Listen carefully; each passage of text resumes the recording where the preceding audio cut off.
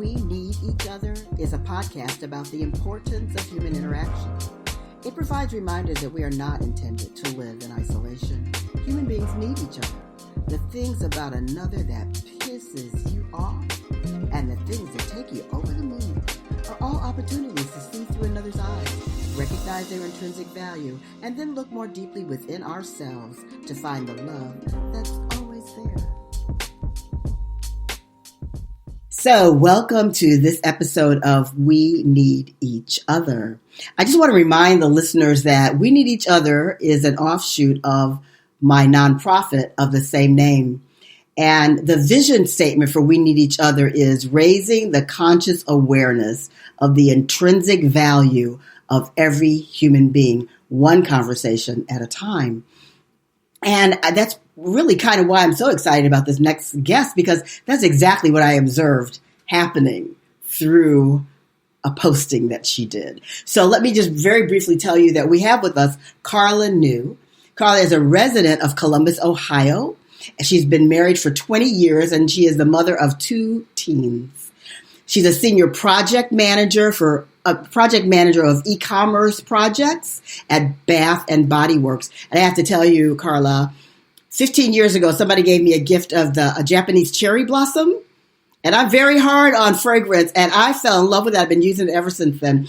That's still a very popular fragrance. Yeah, is it? Yeah, I'm glad. At one point, I thought it was going away, and I was panicking. But so Carla embraced her natural hair in 2018. She did a photo shoot with natural hair in 2019 and updated her Facebook profile. And it wasn't until 2021 that she updated LinkedIn. And that is how I came to know Carla New. So welcome, Carla. I'm so happy that you are here and said yes to being here today, because audience, this is what I saw happen. She posted about that. I don't remember exactly what your words were, but do you remember what you said in your post? Yes. Go ahead. I said that I did a thing today. Yeah. I updated the profile photo on my LinkedIn profile with natural hair. I've been a corporate employee for 27 years, and for 25 of those years, I would have never dreamed of doing the following. And I listed things such as gone on an interview with natural hair, shown up for the first day of work with natural hair, taken a photo for a work ID with natural hair, updated a profile picture on LinkedIn with natural hair. But today is a new day. Today's a new day. And wow, oh wow. Up to this point, or when I last looked earlier today, she had 334,650 views, 1,474 comments, and 15,644 reactions to that post. Yes. So I just want to back up a little bit from that and ask you, Carla, you identify as a Black woman? Yes, absolutely. You identify as a Black woman. What was it like growing up for you in Columbus, Ohio? Sure. So I actually was born and raised in a suburb called Westerville. At the time, back in the 70s, it was predominantly white suburb. There was less than 1% Black in the area. So it was not uncommon at all for my sisters, I have 2 sisters, for my sisters and me to be the only Black students in our class. Even though I have a twin sister, they would separate us by class, so we would be one of very few Black faces in our classes. And that's the environment I grew up in, K through 12, and didn't really know anything different. I also attended a predominantly white institution for college and had very similar experience. I graduated, moved into corporate America, and being born in the 70s and raised up in the 80s, where when I was first born, I did have an afro in first grade. I had a natural afro in first grade, and everyone was mistaking me for a boy, probably because of growing up in white spaces. Yeah. And I begged and cried for my mom to please put my hair back. I had shoulder length hair, and I didn't understand it was shrinkage. But I cried for a year. I don't want people thinking I'm a boy. People just didn't understand. So the hair grew out, and we did the press and curl. until about maybe probably, I think I was 12. Couldn't wait to get 12 so that I could get my hair relaxed. And we did, blow drying and straightening and curling and all those things. What a good portion of Black women in America were doing at the time. Me too. Mm-hmm. And so I did that for years and years and years and years and years.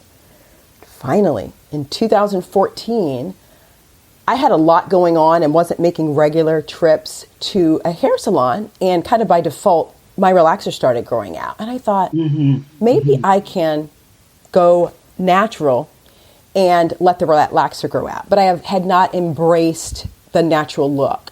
So I didn't have a chemical relaxer. I grew it out for a year. I didn't do the big chop because I was not comfortable wearing my hair naturally curly. So I let it grow out, which is a very interesting process to let your hair grow out. It's about shoulder length, to let it grow out, from the roots. And I would just cut off the relaxer as more grew out. And so by 2015, I had no relaxer in my hair. And I would still either go to the salon and get it flat ironed, horrible, damaging, excessive heat, or I would do the flat ironing myself. I blow dry it at high temperatures. Then I would use a flat iron. And then to get it super bone straight, I was using a hot comb. And I know now that's just not a good, environment for my hair. And finally, I thought, you know what, let me just try this on the weekend. And I shampooed my hair, and I didn't have any products, to wear it like I'm wearing it now. And I just let it dry. But of course, it was the weekend. So I shampooed it again and did the whole flattening and straightening and everything so I could go back to work. And I dabbled a little bit in 2017 for like a week, and then I put it back. In 2018, I decided, okay, I'm going to wear my hair curly, but I only did it, I think I'd started it in July, and I did it July, August, September, October. I live in Ohio. The temperature started dropping, and I didn't really understand that, you're not going to freeze to death if you go outside with a wet head or it's slightly damp. Yeah. But I didn't understand that. So I stopped doing the natural curls. In October, I went back to blow drying. I kind of chilled out a little bit on the flat ironing and the hot combing, but still kind of wore it straightish from October to, say, May. Weather warmed up, and I did it again. And then I started educating myself and learning more about how to care for my hair, that, it's okay, it'll dry quickly. And in 2019, I was just all in, and I never changed. The only time it was ever straight was if I was getting a trim. And so I just said, okay, this is me. I got used to the way I looked, and I ended up getting a photo shoot because I have a social selling business, and I like to keep my profile pictures updated and everything. And I thought, okay, well, let me get some new pictures for my social media. And I decided, you know what, it's super hot and humid here. If I go get my hair done, it's just going to go right back, curly. So let me just leave it that way. So I did the photo shoot. I had a little bit of awkwardness just because, how our society has been for decades. But I went ahead and went for it. And I was like, finally, my pictures match what I see when I look in the mirror right now. So I updated on Facebook. And just given the environment I grew up in, a good portion of my Facebook connections are Caucasians, whether it be from childhood, from high school, from college, and through corporate America. A good portion of my community are Caucasians. I do, of course, have Black friends. I have, Asian friends, Hispanic and Latino friends, but the vast majority are Caucasians. The reception to my updating the picture was overwhelming. People really loved it. I had a lot of people celebrating. A lot of my Black girlfriends were like, yes, you're like, welcome to the movement. Yeah. And it was wonderful. So I sat with that, 2019 until present. But every time, I don't go on LinkedIn very often. Prior to updating my photo, I had not really spent a lot of time on LinkedIn. I would go to messages because I get connection requests. I would communicate with people through messages. I never paid attention to the feed, didn't have the app on my phone or anything. But I happened to be on LinkedIn, and I saw my picture, and I'm like, who is that? Who's this person? And I thought, I probably need to update that picture. And I said, why are you doing this? If people see you walking around in the store, or I'm a project manager, so I'm constantly doing conference calls and things like that, I'm like, people see you on video and they see this hair, like, why are you not doing that on LinkedIn? So I just said, I'm gonna update it. And then I thought, no one really cares. People probably don't get notification that you updated like Facebook. But I just thought, you know what? This is like a big step for me because I had not done that. I'm just going to make a post about it and see what happens. Mm-hmm. I posted about it.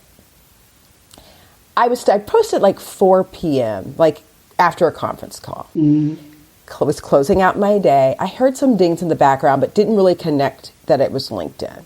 Mm-hmm. Saw a few emails say I had some notifications, but I didn't really think much of it. Went to bed on Friday night.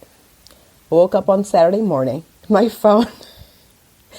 Wow. It was crazy. I think at that time I had about 30,000 views. Mm-hmm. And I can't remember how many hundreds of reactions and comments, but it was pretty mild. And then about 11 a.m., LinkedIn is sending me a message saying, hey, we've noticed a lot of activity on your profile. Let us help you manage your connection request. And I thought, I wonder if I got hacked or something. And so I went to my profile and I had like 175 connection requests. And I'm like, what is going on? Yeah. And then I looked at notifications and I looked at my post and I was like, wow. I was blown away. It had been shared probably about 20 times. Mm-hmm. There were probably 80,000 reactions at that point, or 80,000 page views, and maybe about 800 comments. And for the rest of the day on Saturday, I just kept watching it climb and climb and climb. And I have to say, we'll just round up to 1,500 comments. Mm-hmm. Out of the 1,500 comments, it was probably 1,100 over the weekend. There was just one negative comment, which I was shocked because interaction on Facebook is not like that at all. Right. There was one Caucasian male didn't understand what the big deal was. Yes. I don't understand what the fuss is. Natural, what does that mean? What's next? Are nudists going to be posting their nude photos? Yeah. And I thought, oh gosh, here we go. So I was very polite and just explained to him what the deal was. And of course, the community attempted to educate him. Nobody was really ugly. No. And then about 2 or 3 hours later, he came back and said, you know what, I think I'm the only person here that didn't understand. And he kind of corrected himself. And a few people were like, wow, I didn't know that this was a thing. A lot of Caucasian people were like, wow, I have never even considered that. And it was very interesting. I had Black females celebrating with me. I had others saying, thank you for doing this. I need to do the same. I've got straight hair in my profile. People were sending me messages with their pictures. People were tagging me in their own post. I had an Asian American female she has gray hair that's curly. She's like, I feel like I'm living a lie because I have gray hair now. Yeah. And she's like, my profile picture's black. And she's like, I show up on Zoom calls and people see my gray hair. So she did a side-by-side before and after. And I happened to see that post, and I have the chills just thinking about it, that it really kind of started a small movement. Yes, it started a small movement, which is what made me reach out and contact you. I sent a message to Carla, and I said, were you anticipating this kind of a reaction? Because even when I read that gentleman's post, that he was kind of being a little kind of snippy a little bit, and there was a couple of people that were being a little bit snippy back to him. And I thought, particularly because of the work that I do, I thought he just doesn't understand. And I said, perhaps you don't understand that women of color have lost jobs, not been hired for jobs, been ostracized, been called the N-word, and so on and so on and so on, simply because of the style of their hair. And then you came in and said something, and other people were saying to him. And there was one other man who was a little not quite getting it either. But when he came back and said, basically, thank you for educating me because I didn't realize it, I'm like, this is the potential of the world that we can live in. Because it really, a lot of what we experience is because one person does not understand the perspective of another. And so they just dismiss it. They just dismiss it and go on about their business.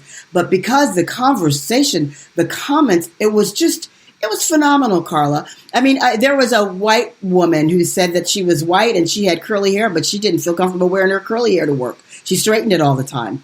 And it was just such a movement there. People were talking about when they did it, thanking her. They got courage to do it themselves. It just was going on and on and on. And we could live in this world. We could live in this kind of a world. This is the potential.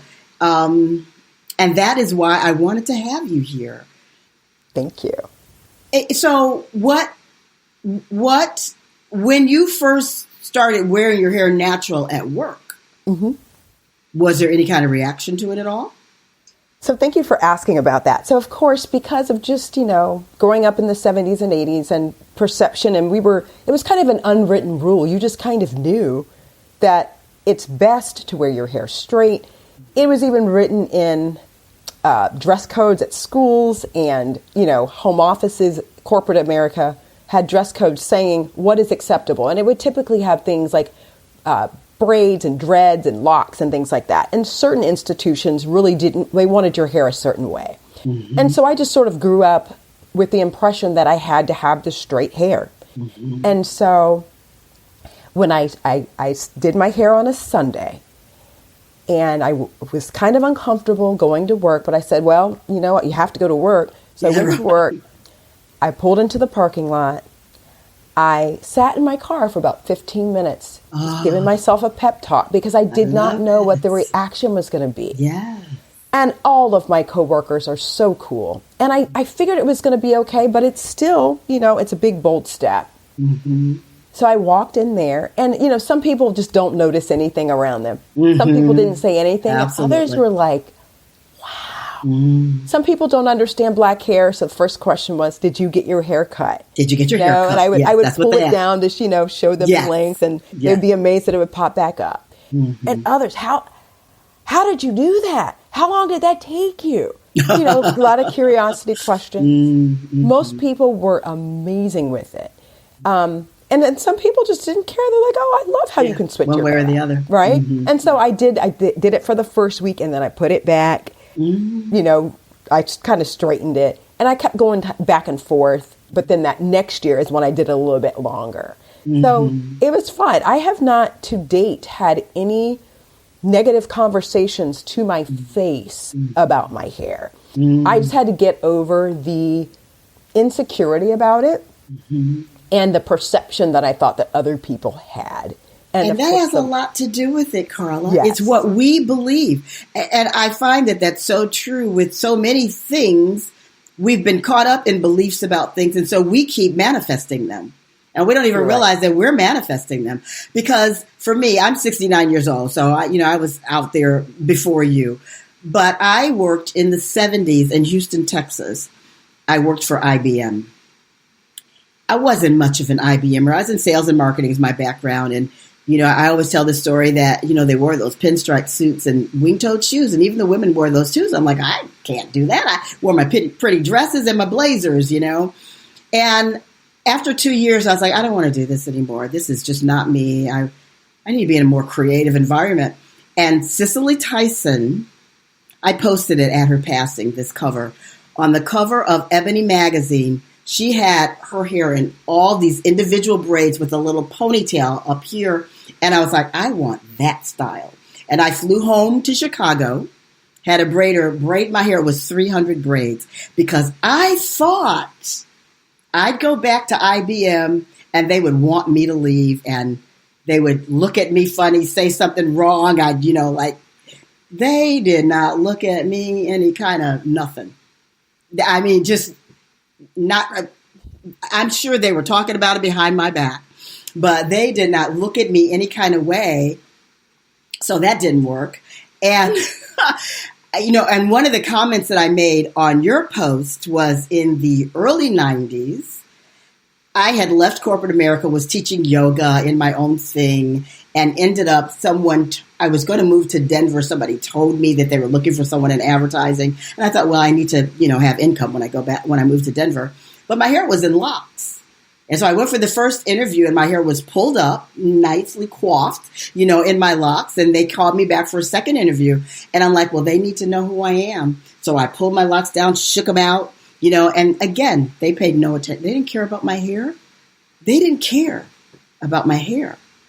And I read so many articles after I started that job wearing my locks where Black women were saying, because locks had become very popular at that time, and Black women were saying they would like to wear their hair in locks, but they knew that they couldn't get away with it in corporate America. And I'm like, well, that's why you can't get away with it, because you know that you can't. So it's what you've demonstrated, even to your own personal experience, is the truth that so much of what comes our way is because what we believe is going to come our way. That, to me, that's the big lesson for the individual.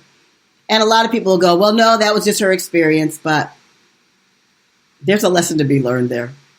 Do you agree? Absolutely. I absolutely agree. Absolutely agree. Yes. How did your husband and you said 2 teenagers, boys, girls, boy and girl? I have one of each. One of each. How did they feel? Mm-hmm. Go ahead. How do they feel about what? The post? Well, first of all, about your changing your hair to natural. Sure. So my husband has always thought that Black women should embrace their natural hair. Mm-hmm. So he was fine with it. He liked it. Mm-hmm. Our daughter, I raised her like I was raised. Yes. You spend all day Saturday doing your hair, and it you stay out of the water and don't get it wet. And if you go swimming, I just pay for you to get your hair done. That's kind of how I was raised, and I regret following that pattern, right? Mm-hmm. Because she just turned 18, and so for the first, say, 14, 15 years of her life, she was modeling that same behavior.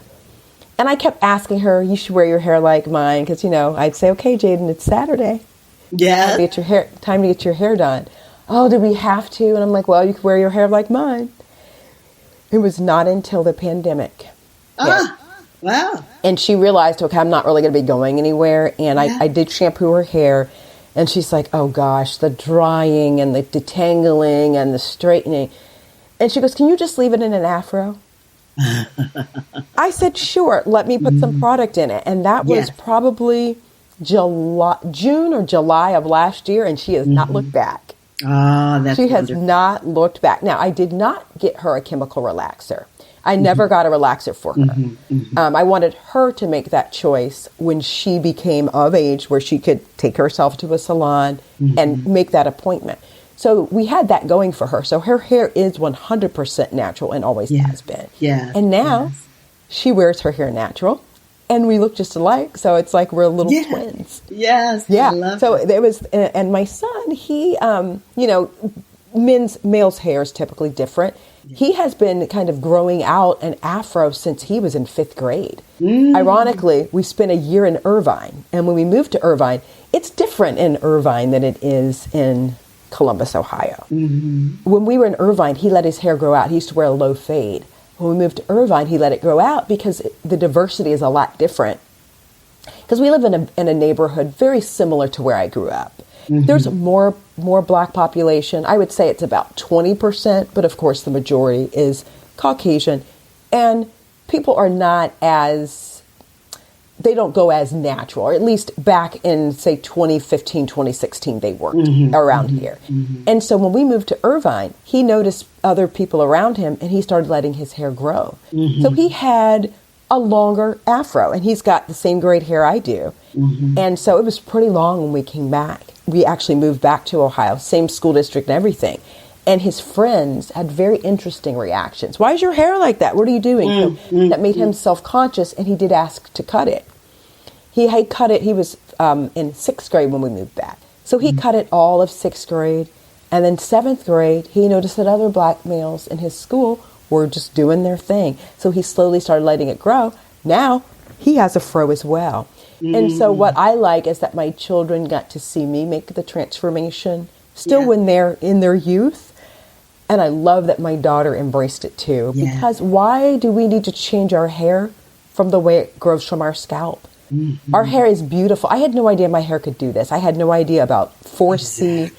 I was raised in a time where I had bad hair. I was always told I have bad hair. Bad hair. It was bad hair. Yeah. When really it's the perfect hair. It's such strong, wonderful hair.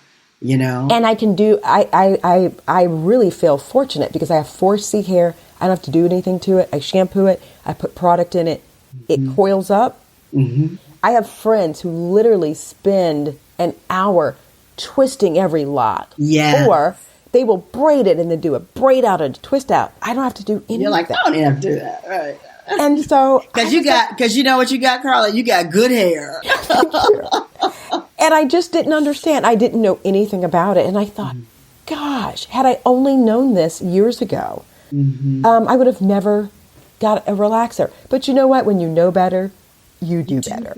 Yeah. And so, from a health perspective, it is unhealthy for Black women to get relaxers, the lye and the chemicals. And into your system, right. Yes. And I read a very disturbing study about 2 years ago that using chemical relaxers with lye is a cause of fibroids in your uterus. Oh. And there are I never heard that. Yes, I had just figured it out. But I knew that there was a higher incidence with Black women and uterine fibroids. But I never understood why. And as soon as I read that, I said, well, there you go. And then it broke my heart, like, wow, I did that to myself because I have fibroids and they run in my family. And I thought, would I have had them if I did not get relaxers? And I feel like I just sort of helped them grow. And so I just think, like, you know what? We came out like this. Why can't we stay this way? Right. Well, and you so know I'm why. really glad. You know why? Society, exactly. Yeah, because we came into a world that doesn't accept who we are and who has made what they call whitewashed world, has made us believe that we had to be like them. Just like when women went out into the work world, we believed that we had to be like men. And so it's been a coming back for women, just women in general, to become back to what it is to be a woman and understand that that's powerful out in the work world. And the same thing is true, to be comfortable, to be your authentic self. That was the one thing I said to the gentleman in the post, is like, perhaps understanding now you can applaud her for being her authentic self. Yeah. Because it takes courage to do that. Exactly. I'm curious, is your mother living? Yes, she is. And what does she feel about? What did she feel when you changed the whole dynamic of... So it's very interesting you asked that, because, of course, my mom used to relax her hair, and she used to do the press and curls. Now, here's an interesting fact. So she grew her hair out. She grew her natural hair out. Actually, she had an afro in the 70s. And the Jerry curl. Remember the Jerry curl? Yes. Okay. So, ironically, my mom was the first female in Columbus, Ohio to get the Jerry curl. A hair salon she went to, it was a mixed race hair salon. And they asked, hey, we need a client to practice this new chemical on. And Jerry Redding himself came to Columbus, Ohio and did her Jerry curl. And so she was the very first. It was at no charge. And we thought it was the coolest thing ever. And, she had all this product and the curl activator and this and that and the other. Yes. And so she wore her hair like that. At some point, I think she did relax it again. She wore it like that for years. She relaxed it for a little bit. And then she grew out the relaxer and started texturizing her hair. So my mom has worn that sort of low fro, texturized curl probably since the late 80s, early 90s. So for 20, almost 30 years, she's been doing that. And I would always look at her like I could never do that. And so, and of course, I have a twin sister and an older sister. That's right. And they transitioned years ago. And they were looking at me. And I was just like, what's wrong with you? I was just like, I'm not there, right? So I got myself there. And they're like, finally, you finally joined us. And so my mom is thrilled when I Wonderful. Yeah. Wonderful. Yeah. This is such an education for people who don't understand what it is that, I'm going to say particularly Black women, go through just because of our hair. That's one of the things, right? That's one of the things. But it's been such a journey for us with our hair to go through, first of all, Madam C.J. Walker trying to come up with some products for us to have our hair look more like white people's hair. so that all we the could way be back then. accepted all the way back then, and then to Exactly. come all the way to where we are now, where it's, it's, as I was watching people transition, it was just like, oh my God, it's a movement. It was just so exciting to me to see more and more and more women embracing our hair. And there are so many products out now for us. You used to have to try to figure it out. When my kids were little, they laughed now because I used to put lotion in their hair and braid it up and then take it out. Yeah, a lot of people did that. That was how we did that little curly style for them, Exactly, yeah. Yeah. And something else I wanted to share is, growing up in white spaces, I spent part of my childhood confused, right? So I had the curly hair that I would chemically relax and dry and straighten and then curl again with the curling iron. Yes, right? I did that too. Yes, and then my Caucasian friends would have a bone straight hair, and they would get a curly perm. Yes, right? So it was an opposite end of the spectrum. Yes. And I even remember in first grade, it's 1970, I had the afro that I asked for. Mm-hmm. And I remember my mom had shampooed my hair the night before, super thick hair. So it was still dampish. And then I put a hat on, and the hat just sort of did what it should not have done. So I didn't like the way it looked. It started kind of drying a little bit, so parts were straight and other parts were curly, and it was picture day. And I was mortified. And so my teacher, Caucasian teacher, I was maybe one of two black children. Now, the teacher had a curly fro perm. And she didn't know what to do. The little combs that they would give us, at least in my school district, the little black comb with the fine teeth, and there's nothing you could do. No. And I was crying, and she's like, what can I do? And I'm like, my hair, my hair is not supposed to look like this. And she's like, and my twin sister was in the bathroom. She's like, maybe we should wet it. And I was like, no, because what if that makes it worse? And the teacher came in. She's like, you know what? I have this comb. She's like, I only use the teeth right here. The edge of it has a little pick. Will that help you? And I thought that was so sweet that she was trying to help me. And of course it didn't, because part of it was dry and straight, and the other part was, I remember what it was. My aunt was watching us because my mom had to go out of town, and she tried to blow dry it a little bit because it was still wet when we woke up. And so it just, with the hat and everything, because it was raining, it just did not have a good outcome. But I remember just being devastated, and I think I ended up getting picture retakes because I did not like the way that it looked. And so it's just really funny how... Thank God for the retakes. Exactly. It's really funny how I had Caucasian friends who would want to bake in the sun to get their skin dark. They would perm their hair to get curly.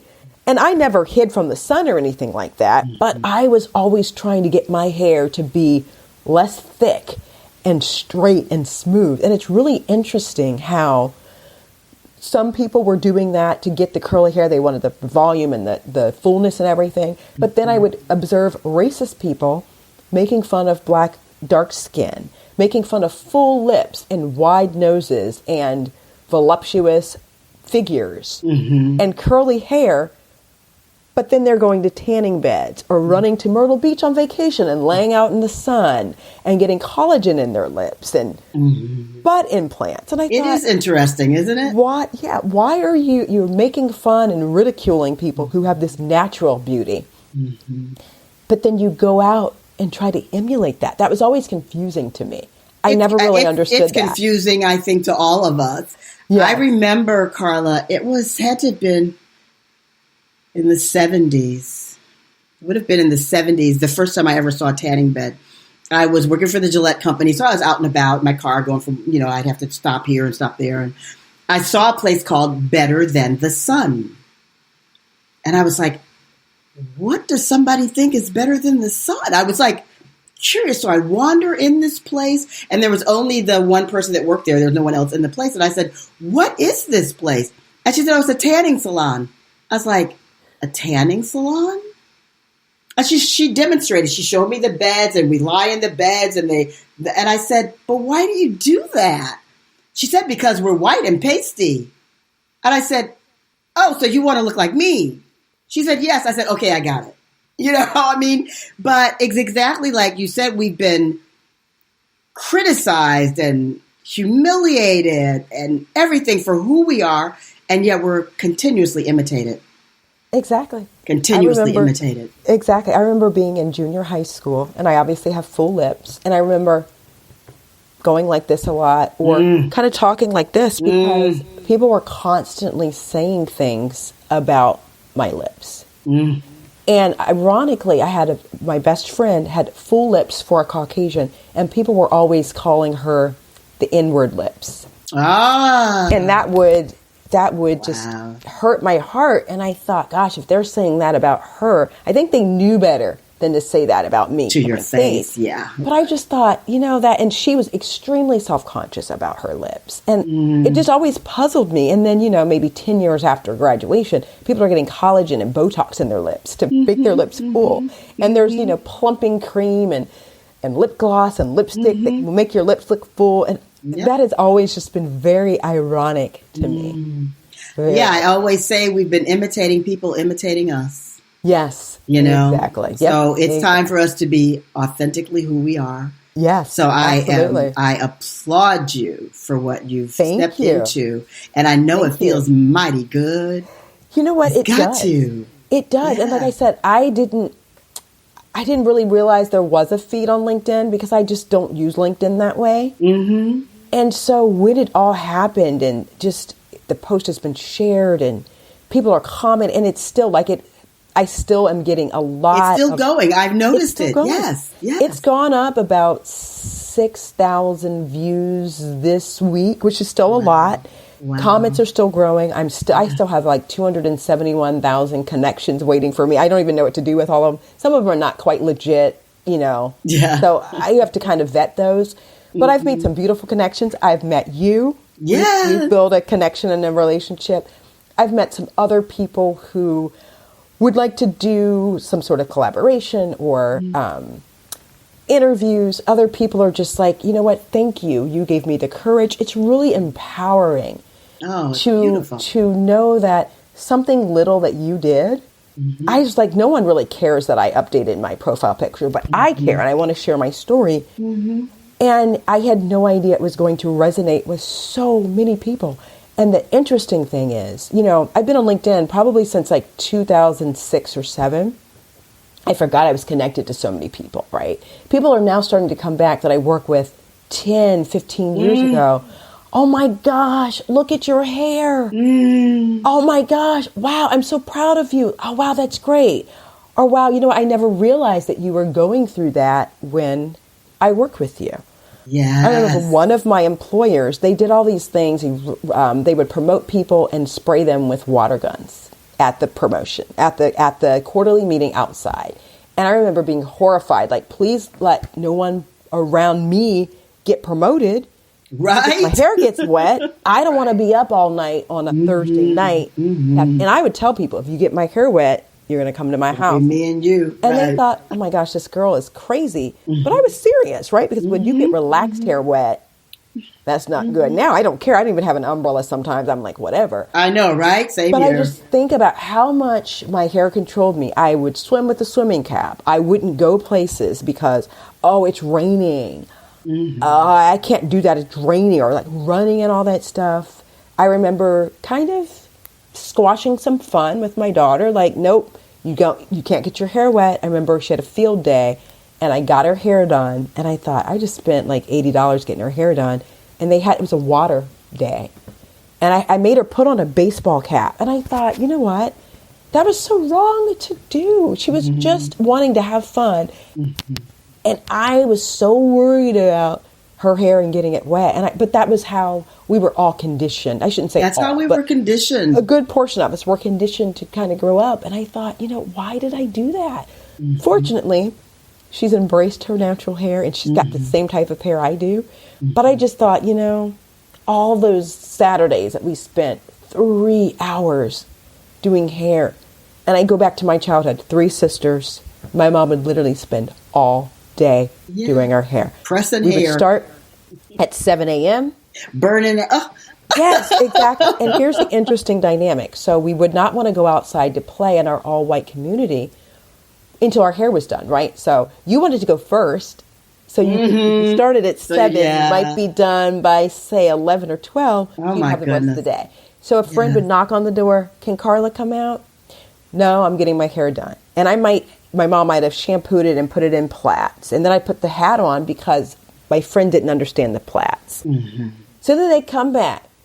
Can Carla come out? Nope, still getting her hair. How long does it take you to get your hair done? Then finally, because we'd have to stop and eat and stuff. Finally, here it is, 8 p.m. Could finally go out.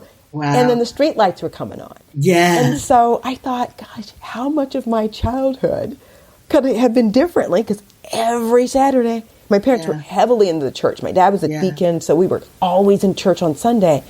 And I thought, how much of my childhood would have been different if I would have just kept that afro from 1976, right? Mm-hmm. So it's just very interesting how our hair controlled so much of our time, so much of our security, so much of our expenses. I save so much money now.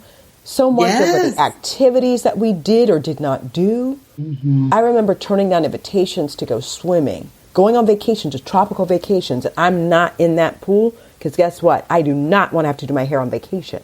And that's ridiculous, right? Mm-hmm. So I just think about how the next generation, I'm hoping more people, if they choose to, embrace their natural curls so they can live their life without those unwritten limitations. I believe that they are. It sure appears that they are. Absolutely. Yes. Absolutely.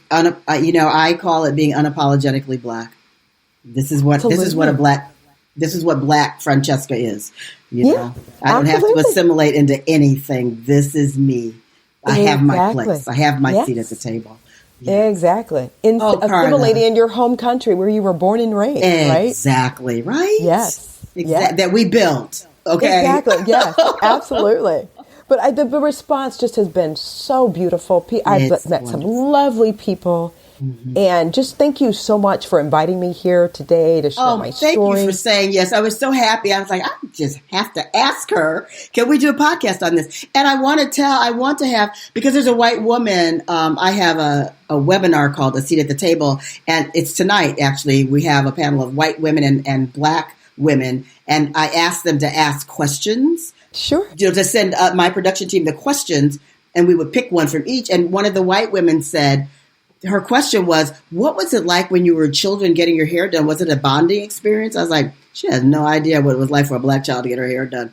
So I'm going to tell her, listen to this. Yes. I'm going to tell her, you must listen to this podcast episode and then you will understand. This has been beautiful. Really. Thank you. I agree. I have the chills just thinking about just the freedom of it all. Mm-hmm. Just the being authentic in my whole life, right? Yeah. We talked about code switching. Yes. I can be my true self everywhere. I can show up the same way everywhere. I can have my hair at home. I can go to work like that. I can show up on a Zoom call. I can be on Facebook and now on LinkedIn. Yeah. People will find out what my hair is like when I get there, but they will see it on LinkedIn. And so I just never thought in a million years that it would have this type of reaction. It truly is amazing. It's beautiful. And you are an example for others who want to come on board. Now they know that they can. Absolutely. Because it really is tied to what they believe the reaction will be to their Absolutely. Hair. Absolutely. Yes. Carla, thank you so much for saying yes to this. I will stay connected with you on LinkedIn for sure. Who knows? Yes, if you ever come back to town for some reason, we should have lunch.